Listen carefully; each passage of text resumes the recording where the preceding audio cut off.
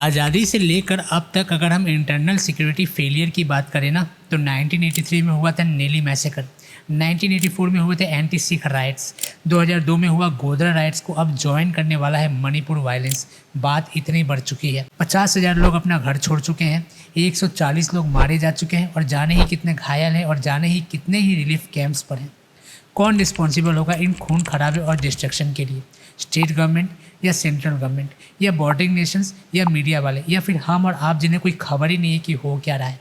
Hello everyone, मेरा नाम है विक्की और आज के इस वीडियो में हम जानेंगे मणिपुर की हिस्ट्री के बारे में, मणिपुर वायलेंस के बारे में, सिविल वॉर ना हो इसके लिए क्या करना ज़रूरी है और बाकी स्टेट मणिपुर से क्या सीख सकते हैं इसके बारे में।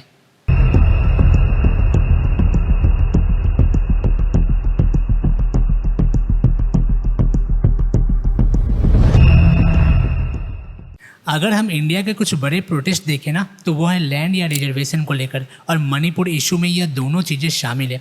मैं आपको यहाँ एक एग्जांपल से समझाता हूँ कि मणिपुर का इशू इतना ट्विस्टेड कैसे है। तो मान लीजिए कि महाराष्ट्र में एक लॉ एग्जिस्ट करता है कि मुंबई में जो चाहे वो रह सकते हैं, जो चाहे लैंड खरीद या बेच सकते हैं, पर बाकी पूरे महाराष्ट्र में सिर्फ मराठी रह सकते हैं, सिर्फ मराठी ही लैंड खरीद या बेच सकते हैं। तो इमेजिन करिए वहाँ का एडमिनिस्ट्रेशन कितना डिफ़िकल्ट होगा। अब इसी एग्जांपल से हम मणिपुर की केस स्टडी करते हैं। इस पूरे वीडियो का ये सबसे इम्पॉर्टेंट पार्ट है, तो ध्यान से समझिएगा। तो यह है मणिपुर, जो दो एरियाज़ में डिवाइडेड है, हिल एरिया और वैली एरिया। मणिपुर का कैपिटल है इम्फॉल, जो वैली एरिया में आता है। मणिपुर में मेनली दो कम्युनिटीज़ के लोग रहते हैं, एक है मैती कम्युनिटी और दूसरे हैं कोकी और नागा कम्युनिटी। इनके बारे में भी थोड़ा जान लेते हैं क्योंकि उसी से अभी की क्राइसिस समझ में आएगी। तो यहाँ मेजॉरिटी में है मैती कम्युनिटी, ऑलमोस्ट 53% पॉपुलेशन इनकी है, जो मेनली वैली एरिया मतलब इम्फॉल एरिया में रहते हैं, जो मणिपुर का सिर्फ 10% एरिया है। यह मेजॉरली हिंदू हैं और इन्हें ओबीसी या शेड्यूल कास्ट का स्टेटस दिया हुआ है। क्योंकि यह वैलिड एरिया में रहते हैं तो इन्हें बाकी कम्युनिटी से एडवांस माना जाता है, क्योंकि सारे सुविधाएं जैसे हॉस्पिटल, एजुकेशन, इंफ्रास्ट्रक्चर ये सब कुछ ईजिली अवेलेबल है। दूसरे हैं कोके और नागा कम्युनिटी, जो 40% पॉपुलेशन के साथ माइनॉरिटी में है। यह हिल एरिया में रहते हैं, जो मणिपुर का 90% एरिया है। यह मेजरली क्रिश्चियंस और शेड्यूल ट्राइब की लिस्ट में आते हैं। इस शेड्यूल ट्राइब की स्टेटस की वजह से उन्हें काफ़ी सारे प्रिविलेजेस मिले हुए हैं, जैसे पूरे मणिपुर में लैंड खरीदने और बेचने का प्रिविलेज, गवर्नमेंट जॉब्स और एजुकेशनल इंस्टीट्यूशंस में रिजर्वेशंस। और मैथीज क्योंकि शेड्यूल ट्राइब लिस्ट का पार्ट नहीं है, उन्हें इस हिल एरिया में लैंड खरीदने का कोई राइट नहीं है। अब आ जाते हैं 2023 पर। ऐसी क्या बात हुई जिस कारण हालात इतने बिगड़ गए? तो इसके ना 3 इंपॉर्टेंट ट्रिगर्स हैं। पहला है मणिपुर हाईकोर्ट द्वारा इशू किया गया ऑर्डर, दूसरा इलीगल ऑक्यूपेंसी को हटाने के लिए मणिपुर गवर्नमेंट द्वारा एविक्शन, और तीसरा ड्रग ट्रेड का एंगल। इन तीनों ट्रिगर्स का मणिपुर वायलेंस पर क्या इम्पैक्ट हुआ, चलिए समझते हैं। पहला है हाई कोर्ट का ऑर्डर। दरअसल 2013 से ही मैथीज काफ़ी रिक्वेस्ट कर रहे थे सेंटर और स्टेट गवर्नमेंट से कि उन्हें भी शेड्यूल टाइप का स्टेटस दिया जाना चाहिए, पर कोई भी एक्शन नहीं लिया गया। फिर इस साल मणिपुर हाई कोर्ट ने स्टेट गवर्नमेंट को कहा कि मैथीज को भी शेड्यूल टाइप का स्टेटस देना कंसीडर किया जाना चाहिए। सिर्फ कंसीडरेशन की बात हुई थी दोस्तों। हाई कोर्ट के इस ऑर्डर के अगेंस्ट नागा, कोकी और बाकी ट्राइब्स ने 3 मई को चूड़चंद्रपुर में ट्राइबल सॉलिडेरिटी मार्च निकाला, जिसमें दोनों कम्युनिटीज़ के बीच काफ़ी क्लैशेस हुए। ये था दूसरा ट्रिगर, क्योंकि पहला ट्रिगर था मणिपुर गवर्नमेंट का eviction drive.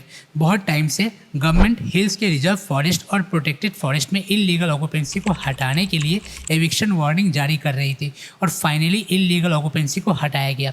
State government illegal occupancy को हटाने के पीछे इसीलिए पड़ी थी क्योंकि यह एरिया ड्रग ट्रेड का पार्ट था। आपने अगर गोल्डन ट्रायंगल के बारे में नहीं सुना तो बता दें, साउथ ईस्ट एशिया में म्यांमार, थाईलैंड और लाओस पर काफ़ी बड़ा ड्रग ट्रेड चलता है, ओपियम और ब्राउन शुगर का। और मणिपुर में कुछ टाउन्स इस ड्रग ट्रेड और कल्टीवेशन के एक्सचेंज हब्स हैं। मतलब गोल्डन ट्रायंगल इंडिया के नॉर्थ ईस्ट को अपना ड्रग ट्रेड का पार्ट बना रहा था। मणिपुर ड्रग के रिसीवर से प्रोड्यूसर बनता जा रहा था। चोड़चंद्रपुर डिस्ट्रिक्ट मणिपुर का वर्स्ट ड्रग अफेक्टेड एरिया है। अब इस इशू में हम एक इम्पॉर्टेंट म्यांमार एंगल को समझते हैं। तो मणिपुर जो है वो नागालैंड, आसाम, मिजोरम के साथ साथ म्यांमार के साथ एक लंबा बॉर्डर शेयर करता है।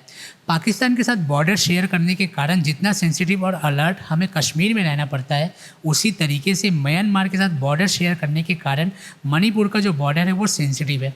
ऐसा क्यों?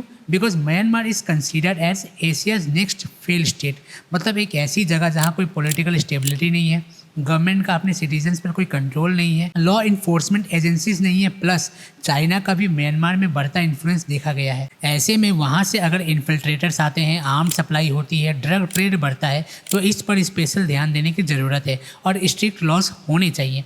इस पॉइंट पे मणिपुर की हिस्ट्री के बारे में हम आपको एक इंटरेस्टिंग बात बताते हैं। तो 1947 में जब हमें इंडिपेंडेंस मिला तो बहुत सारे प्रिंसली स्टेट्स को जोड़ने का टास्क था। प्रिंसली स्टेट्स मतलब वह जगह जहां ब्रिटिशर्स डायरेक्टली कंट्रोल नहीं कर रहे थे पर इंडियन रूलर्स के थ्रू करते थे। मणिपुर भी ऐसा ही एक प्रिंसली स्टेट था जिसका इंडिया के साथ मर्ज हुआ 21 सितंबर 1949 में। क्या आपको पता है मणिपुर एक यूनियन टेरिटरी की तरह एग्जिस्ट कर रहा था। 1972 में उसे फुल स्टेट का स्टेटस मिला।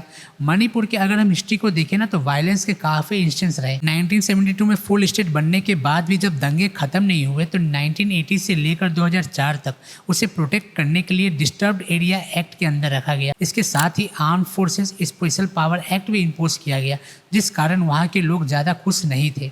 जैसे जैसे सिचुएशन बेटर होती गई, जिन जिन एरिया से सिचुएशन बेटर होती गई, उन्हें डिस्टर्ब्ड एरिया एक्ट से हटाया गया। 2022 में ही सेंट्रल गवर्नमेंट के जो स्पेशल प्रोविजंस मणिपुर में अप्लाई हो रहे थे उन्हें हटाया गया था। अगर ये इंस्टेंस देखें ना वायलेंस की, तो ये सिर्फ मणिपुर के ही नहीं, ये बहुत सारे नॉर्थ ईस्ट स्टेट्स की है। ऐसा क्यों? इसका रीज़न है ब्रिटिशर्स। दरअसल ब्रिटिशर्स ने नॉर्थ ईस्टर्न स्टेट्स को हमेशा से यह पिक्चर दिखाई थी कि इंडिपेंडेंस के बाद भी वह एक्सक्लूडेड एरियाज ही रहेंगे, वह ऑटोनॉमस स्टेट बनकर एग्जिस्ट करेंगे, वह इंडिया के बिगर पिक्चर का पार्ट नहीं बनेंगे। पर इंडिपेंडेंस के बाद जब मर्जर हुआ तो बहुत सारे ऐसे रेडिकल ग्रुप थे जो इस डिसीजन से खुश नहीं थे, जिसका फ़ायदा बॉर्डरिंग नेशंस ने भी उठाया। अब एक इम्पॉर्टेंट पॉइंट समझते हैं कि दोनों कम्युनिटीज़ की डिमांड क्या है, क्यों कर रहे हैं ये क्लैशेस। तो पहले यह समझिए कि Indian states basically 3 list maintain करती है बैकवर्ड कम्युनिटीज़ के लिए, ताकि उनको एजुकेशन और जॉब में रिजर्वेशन दे सके।